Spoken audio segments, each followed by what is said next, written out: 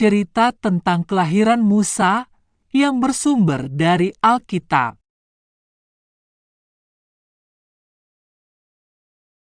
Siapa yang tidak kenal dengan nama Nabi Musa? Nabi Musa lahir dari wanita tangguh.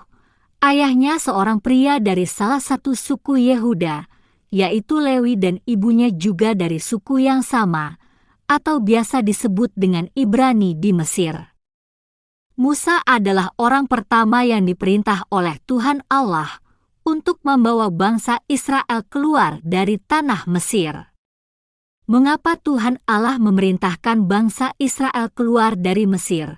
Karena Tuhan Allah telah mendengar jeritan bangsa Israel, umat pilihannya telah tertindas di Mesir. Kelahiran Musa penuh tantangan. Dia sempat disembunyikan selama 3 bulan oleh orang tuanya. Karena ada ancaman akan pembunuhan bayi Israel yang lahir laki-laki oleh tentara Fir'aun atas suruhan Fir'aun. Saat itu, pengganti Raja Mesir, yaitu tidak mengenal Yusuf orang Israel itu, pernah menjadi penguasa di Mesir sebagai Perdana Menteri.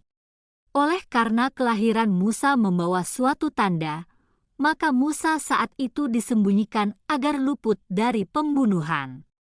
Mengingat ancaman atas perintah Raja Mesir, yaitu Fir'aun, akhirnya orang tua Musa membuatkan semacam sampan kecil. Dalam Alkitab disebutkan dengan peti pandan, Keluaran 2 ayat 3. Setelah peti pandan itu tidak bocor, lalu Musa yang masih bayi itu dimasukkan atau ditaruh di dalamnya dan dihanyutkan ke sungai Nil. Pada sungai Nil itu, biasanya tuan putri Fir'aun sering mandi di tepian bersama-sama dengan dayang-dayangnya.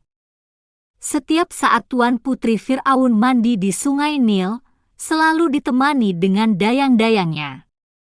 Ketika tempat peti pandan Musa dihanyutkan, kakak Musa terus mengamati peti pandan itu. Kakaknya mengamati dari kejauhan. Sebab sebagai saudara kandung pasti tidak sampai hati adiknya hanyut di bawah arus sungai Nil.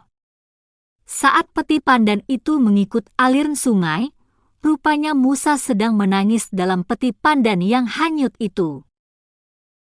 Lalu kedengaranlah kepada dayang-dayang dan tuan putri, kemudian melihat peti pandan diteberau, dan tuan putri Fir'aun pun melihatnya, dan segera memerintahkan kepada dayang-dayang untuk mengambilnya untuk dia. Saat dilihat oleh tuan putri dalam peti pandan itu, dilihatnya bayi Musa sedang menangis.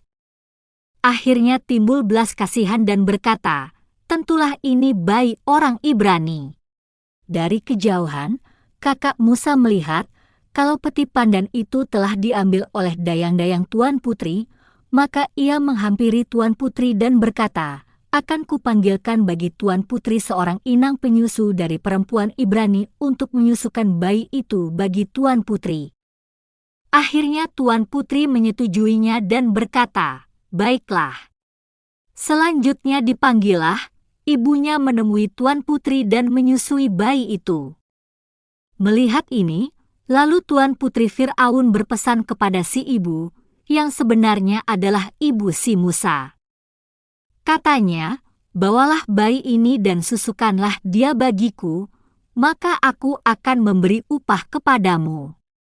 Akhirnya bayi Musa dirawatnya dan dibawanya pulang hingga tumbuh besar. Setelah Musa besar, kemudian dia dibawa kembali ke istana kepada tuan putri Fir'aun, untuk diserahkan menjadi anak angkatnya. Musa akhirnya tumbuh dewasa dalam istana Fir'aun di Mesir. Tuan putri Fir'aun menamai anak angkatnya itu bernama Musa. Musa yang artinya, "Karena aku telah mengambilnya dari air." Demikianlah awal cerita Nabi Musa dari balita hingga dewasa. Musa adalah bangsa Israel yang lahir di Mesir dan tumbuh dewasa dalam istana Raja Fir'aun. Tuan putri Fir'aun sama sekali tidak mengetahui kalau bayi yang ditemuinya dari sungai Nil itu dan disusui oleh ibunya sendiri, wanita Ibrani bangsa Israel yang tinggal di Mesir. Oleh karena perintah Raja Fir'aun yang memerintahkan agar dilakukan pembunuhan terhadap bayi-bayi laki-laki dari bangsa Israel yang ada di Mesir, maka bayi Musa disembunyikan dan dihanyutkan.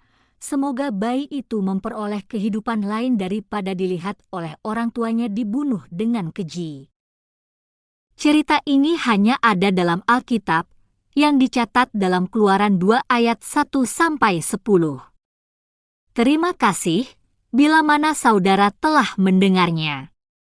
Cerita Musa selanjutnya akan kita tunggu, dan jangan lupa untuk like, subscribe dan membagikan cerita ini kepada orang yang kita kenal. Tuhan Yesus memberkati saudaraku. Amin.